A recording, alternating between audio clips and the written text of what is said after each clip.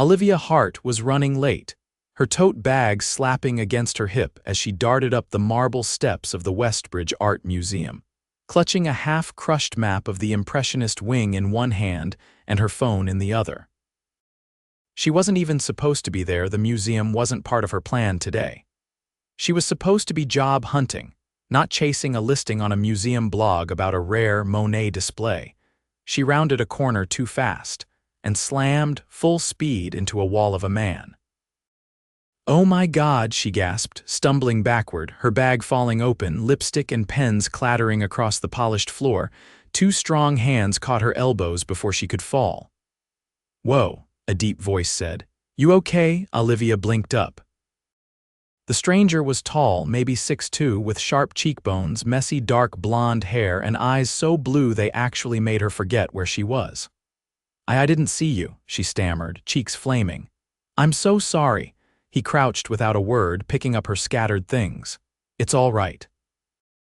"Don't worry about it. You hit pretty hard, though I think you bruised my ego."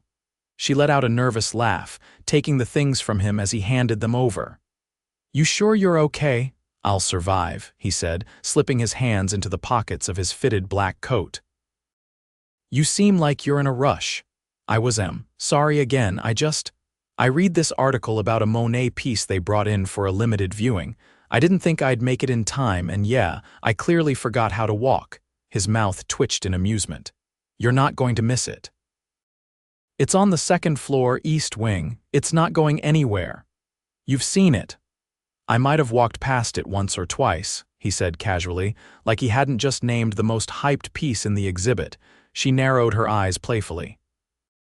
"Are you a museum snob or something?" He gave a slight shrug. "I like art." Olivia smiled, finally catching her breath. "Well, thanks for not suing me for assault," the man chuckled. "You're welcome." She started to turn, then hesitated. "I'm Olivia, by the way, Elias," he said. "Nice to meet you, Olivia." "Nice to meet you too." She walked off toward the stairs, but turned back once, finding him still standing in the same spot, watching her with a look she couldn't quite read. The Monet was beautiful, but her mind kept drifting back to that stranger with the kind eyes, who somehow made her heart beat faster than the painting ever could. Elias North didn't normally stick around long after being recognized, not that Olivia had. That was what caught his attention the most. She hadn't flinched when she saw him, she hadn't asked for a selfie, she didn't know who he was, and it was refreshing. He watched her disappear up the staircase. She was all sunshine and messy charm, like she didn't belong in the sharp, cold world he normally lived in. He slipped his phone out of his pocket, not to text, just to glance at the time. He had a meeting in 30 minutes with a gallery director in Tribeca, but suddenly none of it felt as pressing. He made his way upstairs. Olivia stood in front of the painting, arms crossed, lips slightly parted. She looked like she was trying to memorize it. "You found it," came a voice beside her. She turned, surprised and a little flustered to find Elias standing next to her again. "I thought you had somewhere to be." "I can't imagine anything being more interesting than watching someone fall in love with a Monet for the first time." She laughed, her eyes crinkling. "You're either incredibly charming or incredibly cheesy." "Why not both?" She gave him a look, but she was smiling now. "You really like art." "I do," Elias said honestly, "but I like people's reactions to it even more." They stood in silence for a beat, the soft hum of the museum around them. "You want to get coffee?" he asked suddenly. "What? I know we just collided 10 minutes ago, and I probably should have waited at least 20 before asking you out, but coffee? There's a place across the street." Olivia hesitated. She didn't date strangers. She didn't go for guys who looked like they belonged in GQ ads, but something about him felt different, and she really didn't want to go back to scrolling through job postings. "Okay," she said, "but only if they have oat milk." "They do," he said without blinking. She raised an eyebrow. "You don't even know what place I'm talking about yet." "I own the building, trust me." She stared at him, confused. "Wait, you own the coffee shop?" "No, the building." "But I go there a lot."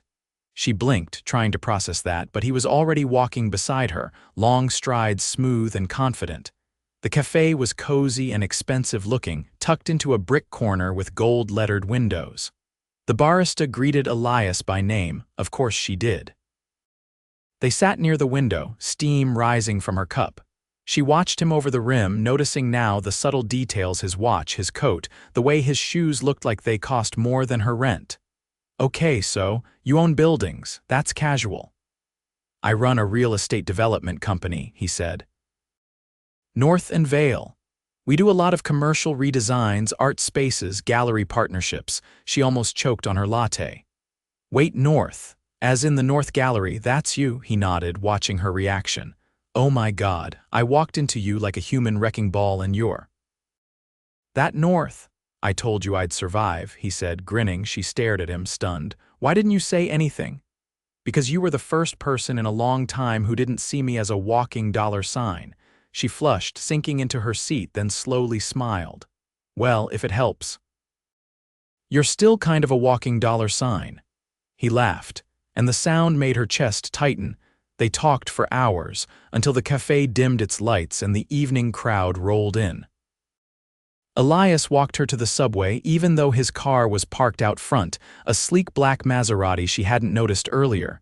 "You sure you're okay taking the train?" he asked. She looked up at him, biting her lip. "I've survived worse. Let me give you a ride." "No. If you drive me home now, I'll start thinking you're too good to be true.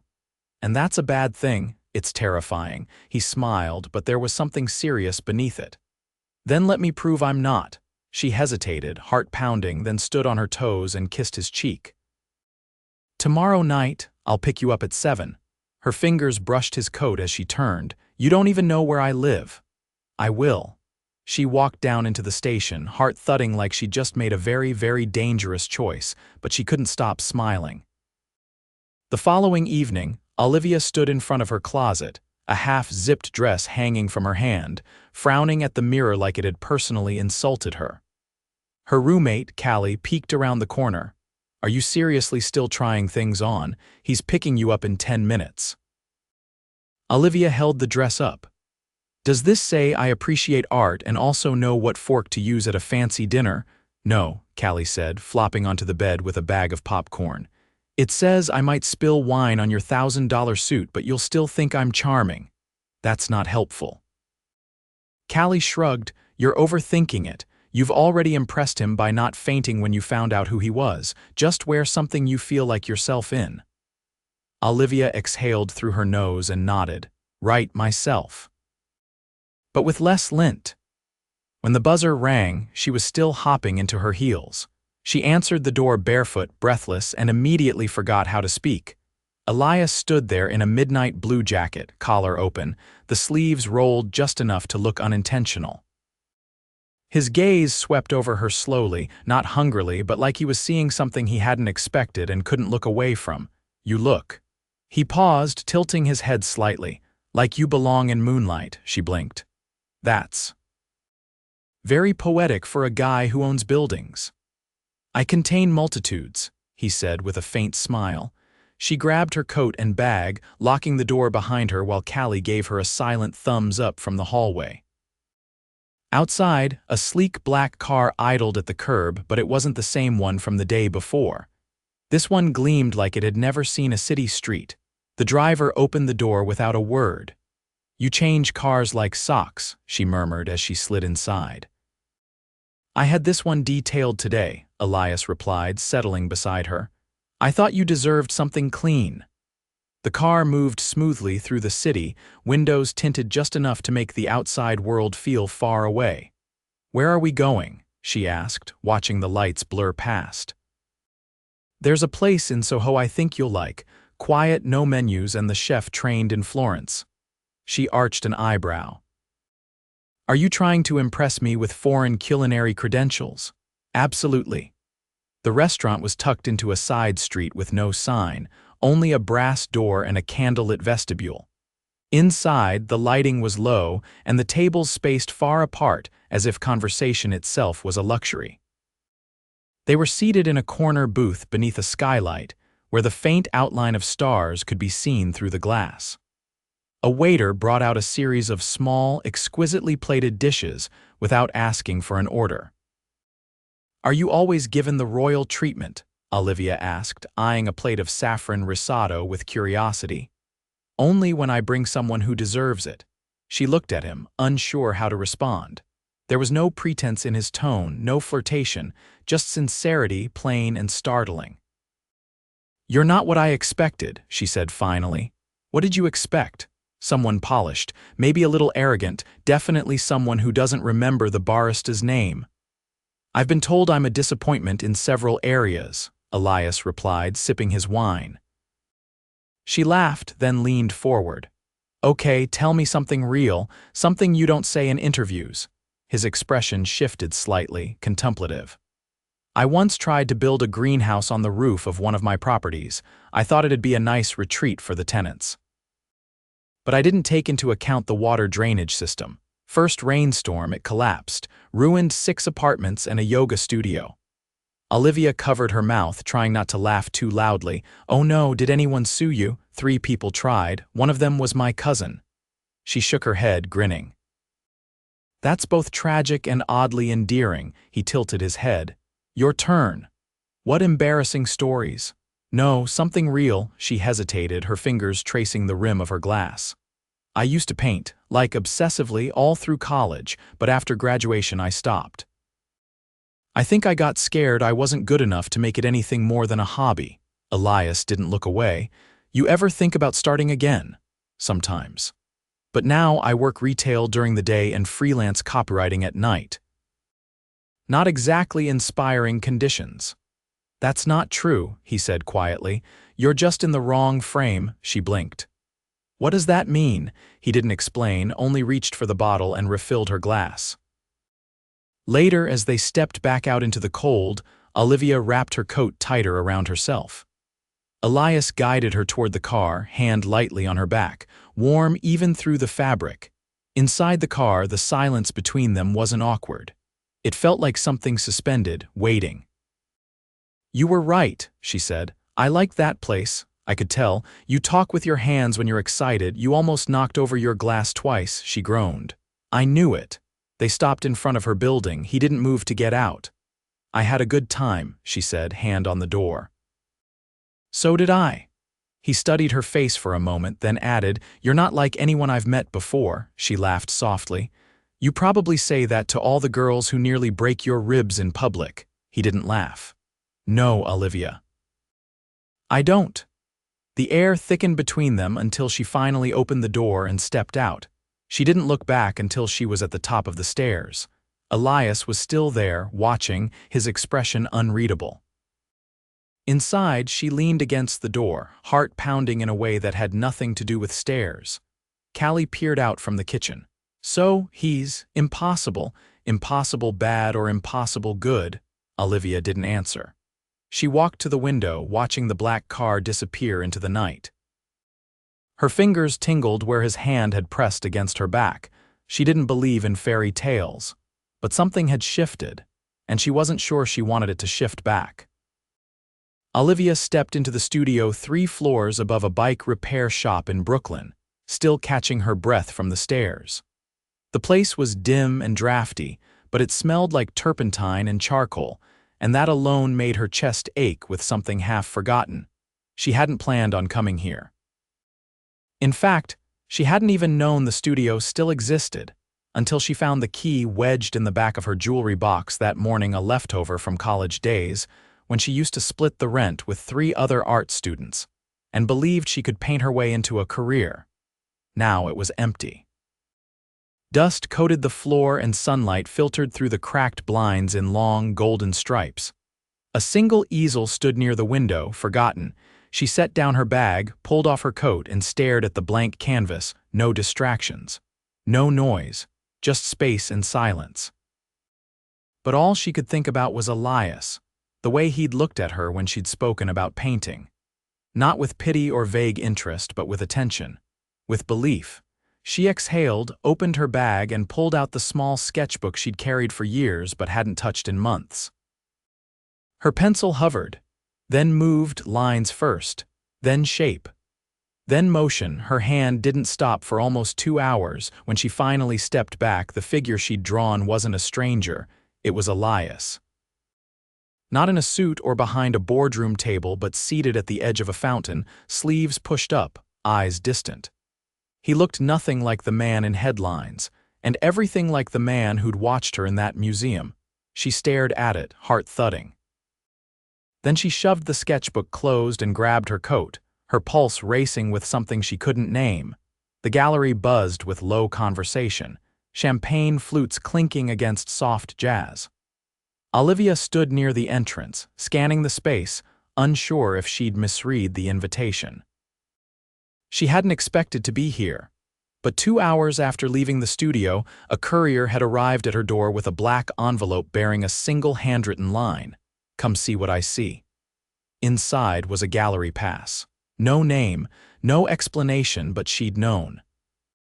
Now she stepped deeper into the space, heels echoing against the polished floor.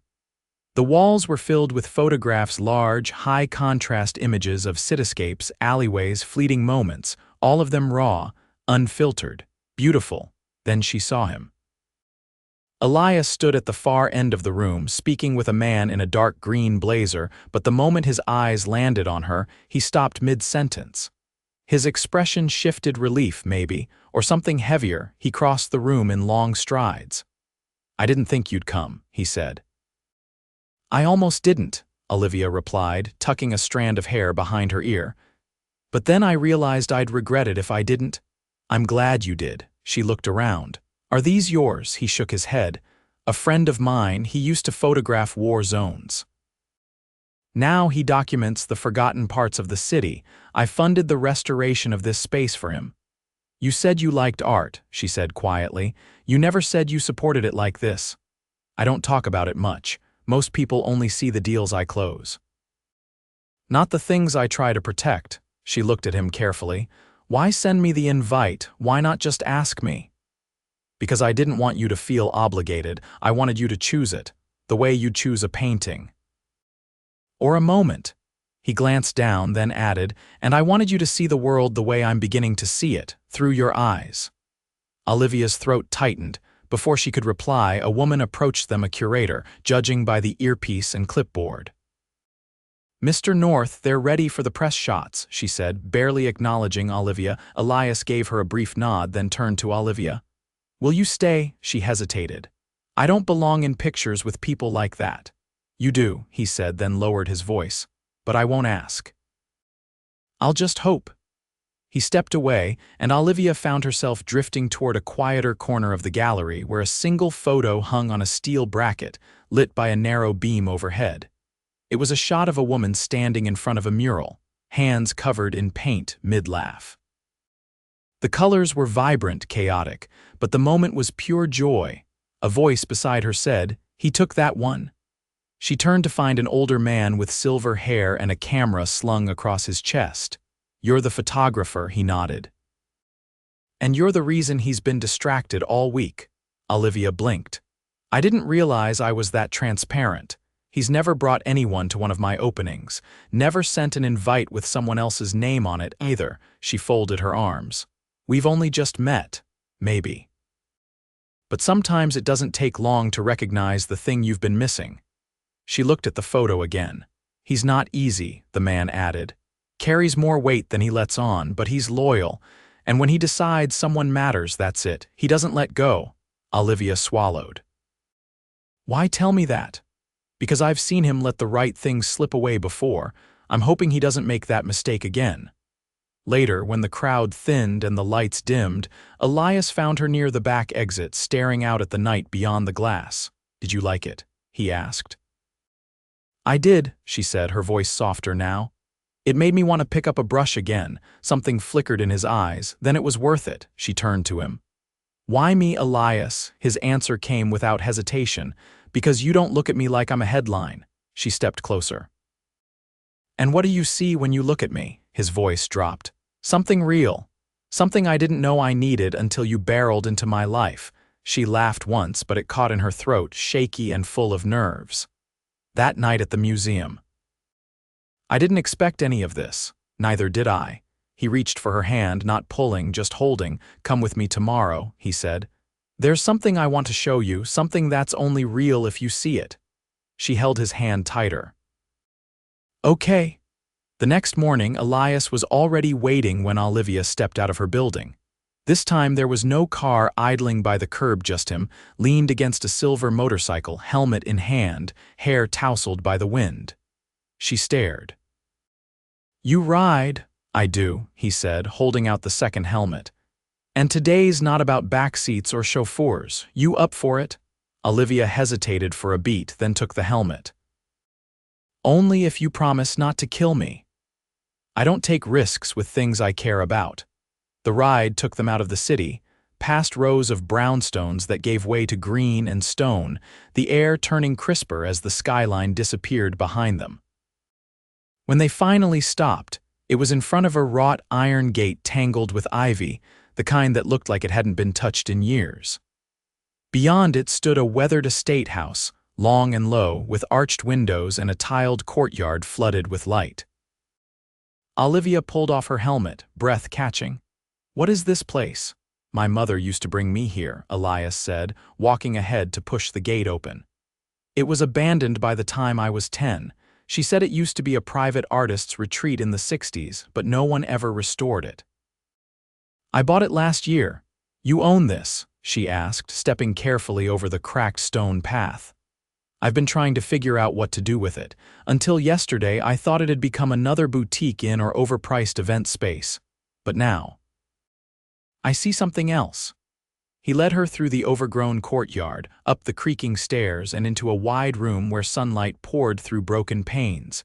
The walls were bare, but in the corner stood a single canvas, untouched. I had this delivered last night, Elias said. And I had the locks changed. It's yours now. She turned to him, stunned. What do you mean mine, this place? The studio, it's yours to create in, no deadlines, no expectations, just space and time. Her mouth opened, but no words came out. He stepped closer. I don't want to be one more person who tells you what you're capable of. I just want to give you the chance to decide for yourself. I can't accept this, she said, shaking her head. It's too much. It's not a gift, he said gently. It's a beginning. She looked around again, her hand brushing the edge of the canvas. Why would you do this? Because I fell for you, Elias said, voice quiet, and I've never been the kind of man to fall for anyone. But then you walked into my life like a storm in sneakers, and suddenly the world didn't look the same. Her breath hitched. I tried to ignore it, he went on, to remind myself that it's reckless to feel this much so fast, but I know what it means to miss the right moment. And I'm not willing to miss you.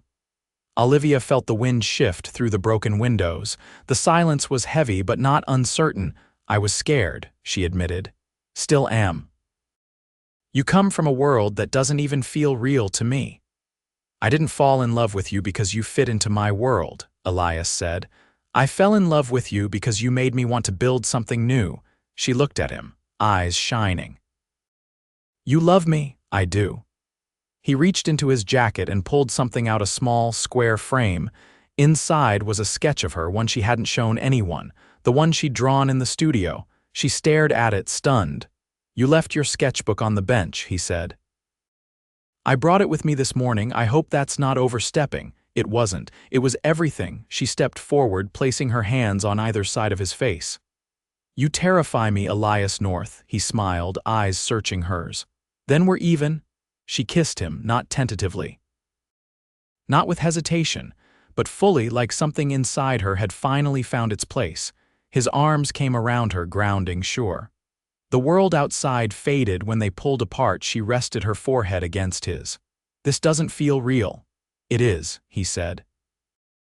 And I'm not going anywhere. Weeks passed, but time didn't feel rushed. Olivia moved into the estate studio, painting in the mornings, losing herself in color and motion. Elias came by every evening, bringing coffee or dinner or sometimes nothing at all, just himself. They talked about everything and nothing. He listened. She dreamed. They built something that belonged to neither of their worlds, and yet somehow both One afternoon, as autumn bled into winter, Elias stood in the courtyard, watching her through the open window as she painted. She stepped outside, wiping her hands on a towel. "You're staring." "I'm planning." "Oh no," she said, laughing. "Now I'm scared." "I want to keep doing this," he said. "Coming here, watching you build something, living in a world that doesn't feel borrowed." She tilted her head. "Elias." "I'm not asking for anything today," he said. "But someday I will, and when I do, I hope you'll say yes." She looped her arms around his neck. "Then stop waiting." He blinked. "What?" She reached into the pocket of her overalls and pulled out a key, the one to the studio. "This place might be mine on paper, but it's ours in every way that matters." He took the key from her hand, eyes never leaving hers. "Then let's make it official." Later that evening, under strings of lights, Elias had hung himself, surrounded by paintings and laughter and the scent of pine wood. Elias pulled Olivia into the center of the courtyard. "I didn't plan this," he said, heart pounding, "and I don't have a ring yet. But I can't imagine waiting another day to tell you I want forever with you." She smiled, tears in her eyes. "Then don't wait. I love you, Olivia Hart. Will you marry me?" "Yes," she said, without hesitation. He kissed her, and the world once again shifted, this time for good. The studio was quiet, except for the soft scratch of Olivia's brush against canvas, the scent of linseed oil clinging to the air. Late autumn had turned the estate trees into a riot of gold and amber, their shadows dancing on the sun-warmed floors. Olivia had been working on a commission for a nonprofit. Elias had partnered with a series of murals for underfunded schools. It was the first time her work would be installed in public, and the weight of it thrilled and terrified her in equal measure. She stepped back from the easel and flexed her fingers. "Too much yellow." Elias, leaning against the doorway with his jacket still on, studied the painting. "No, it feels like hope." She gave him a sidelong glance. "You always say things like that." "Did you swallow a poet at some point?" "I hired one for a marketing campaign once. He charged $20,000 to write 4 sentences. I must have absorbed some of it." She laughed, wiping her hands on a cloth. "You're late." "I stopped by the property downtown."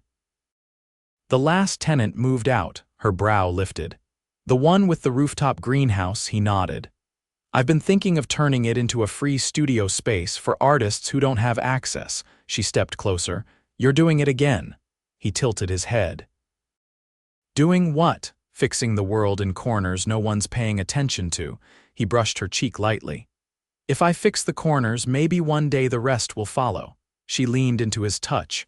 "What would you have done if we hadn't collided that day?" "I would have kept walking," Elias said. "And probably never realized what I was missing." She kissed his jaw, then pulled away, eyes bright. "There's something I need to show you." She led him into the other wing of the estate, a part he hadn't entered since they'd started working on the restoration. The doors creaked open to reveal a long, glass-ceilinged room. Inside, easels were lined up in rows, some already holding half-finished canvases. A few tables stood against the walls, covered in supplies.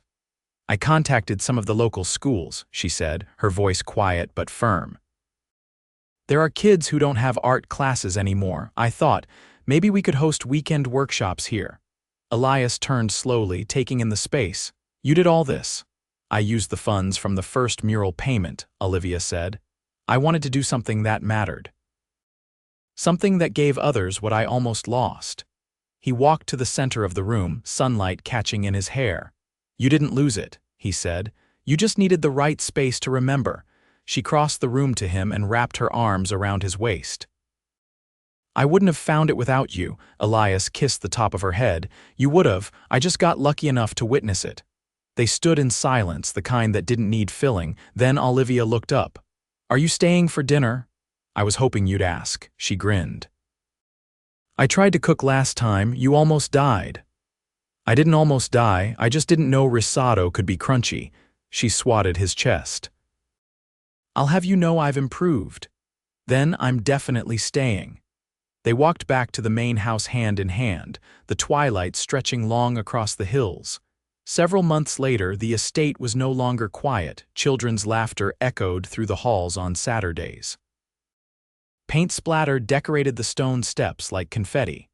Olivia had grown into her new role: artist, mentor, partner, with a strength that stunned even her.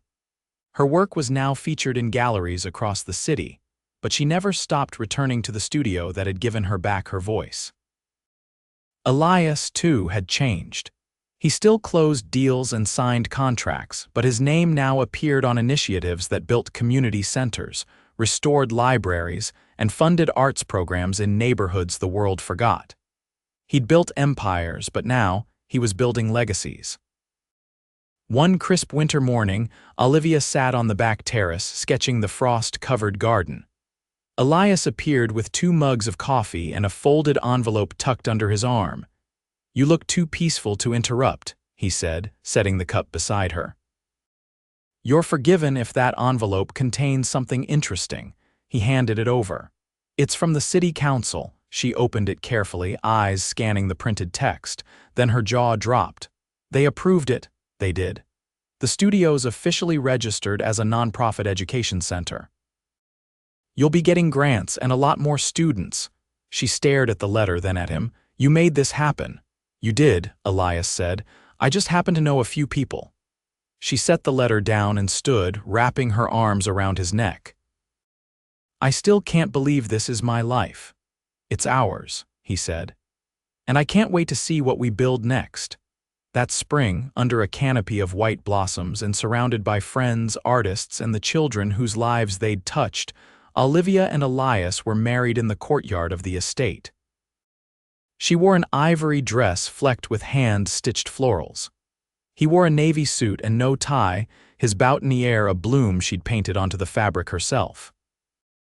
They exchanged vows they'd written in the quiet hours of dawn, promises not just of love, but of creation, of building a life full of color, passion, and purpose.